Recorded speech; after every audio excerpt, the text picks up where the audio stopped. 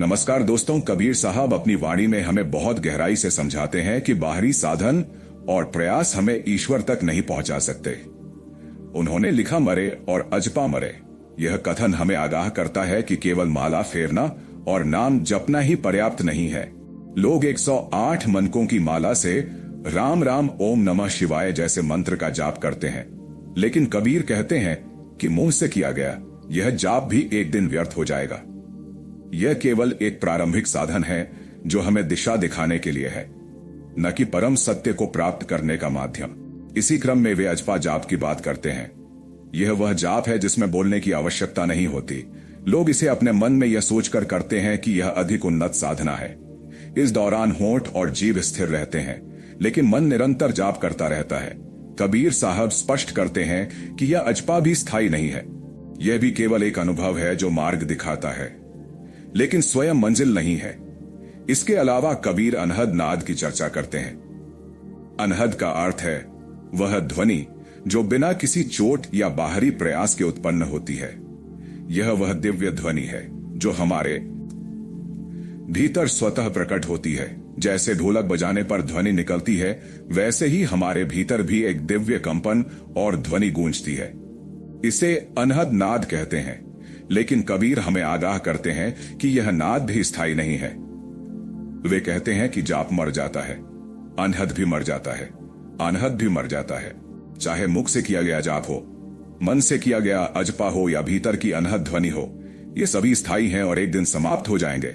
कबीर का यह संदेश हमें सिखाता है कि ये सभी अनुभव, चाहे वे जाप हो, अजपा हो या अनहद हो, केवल मार्ग हैं, मंजिल नहीं। वे हमें उस परम सत्य की ओर ले जाने के लिए उत्प्रेरक बन सकते हैं, लेकिन उन्हें सत्य मानकर रुक जाना हमारी यात्रा को अधूरा छोड़ना है। हमें उस शाश्वत अवस्था को खोजना है जहां कोई ध्वनि, कोई जाप और कोई अनुभव नहीं रह जाता। केवल शांति और आत्मा परमात्मा में विलीन हो जाती है। कबीर साहब हमें आगे समझाते हैं कि यह पूरा संसार हमारी सुरत के कारण ही अनुभव किया जाता है। यह सुरत हमारी चेतना का वह पहलू है जो हमें देखने, सुनने और घूमने की क्षमता प्रदान करता है। लेकिन यह सुरत भी अपने आप में स्वतंत्र नहीं है। यह उस शब्द से जुड़ी हुई है जो इसका मूल है। जब यह सुरत अपने स्रोत यानी उस शब्द में विलीन हो जाती है, तभी हम मृत्यु और काल के बंधनों से मुक्त हो सकते हैं।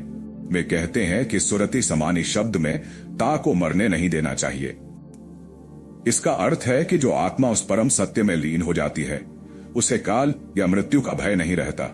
यहां कबीर हमें समझाते हैं कि बाह्य अनुभव, चाहे वह जप हो, ध्वनि हो या प्रकाश हो, ये सभी स्थायी हैं।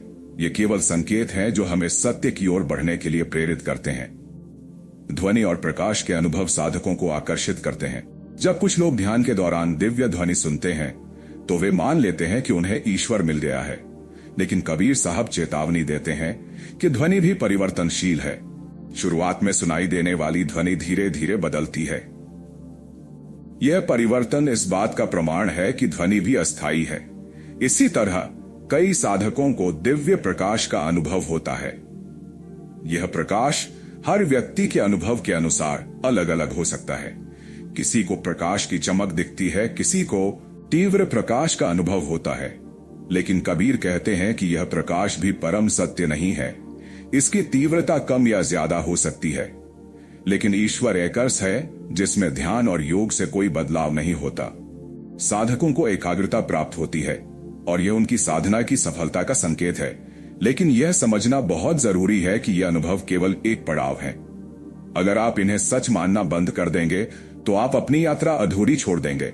जब साधक ध्वनि सुनता है तो उसे एक गहरी झंझनाहट या कंपन का अनुभव होता है।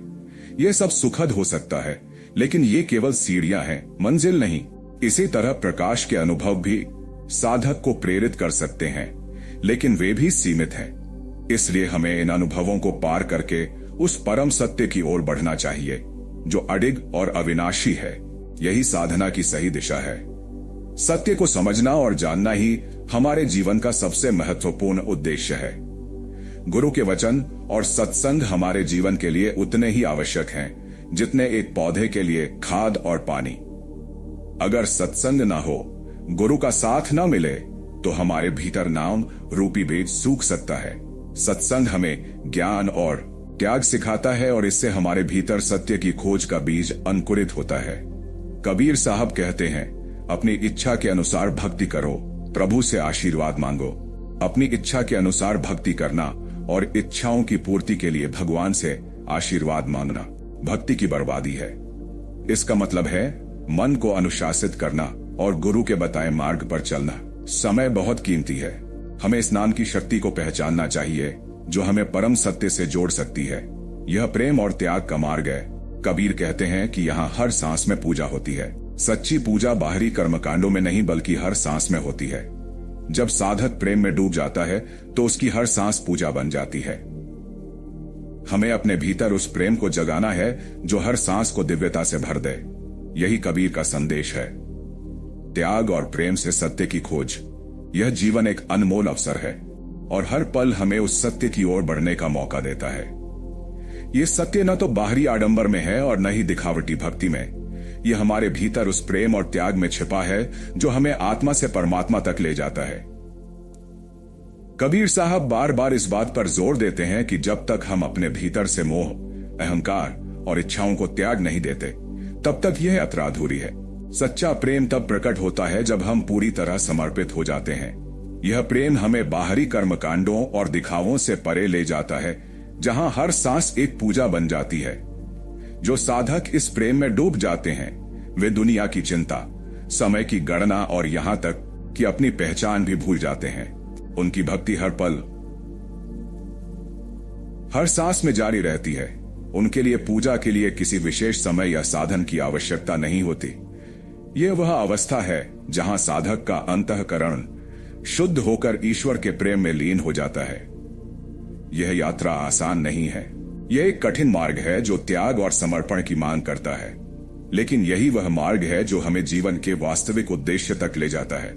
कबीर साहब हमें सिखाते हैं कि हमें अपने अपने मन को अनुशासित करना है, अपने गुरु की वाणी को सुनना है और उस सत्य की ओर बढ़ना है जो अटल और शाश्वत है। यह जीवन केवल विषय वासनाओं और मृत्यु के भय में डूबे रहने के लिए नहीं है। इसे उस परम सत्य की खोज में लगाना चाहिए जो हमें हमारी आत्मा और परमात्मा से जोड़ता है। हमारे जीवन का हर पल अनमोल है। इसे व्यर्थ नहीं गंवाना चाहिए।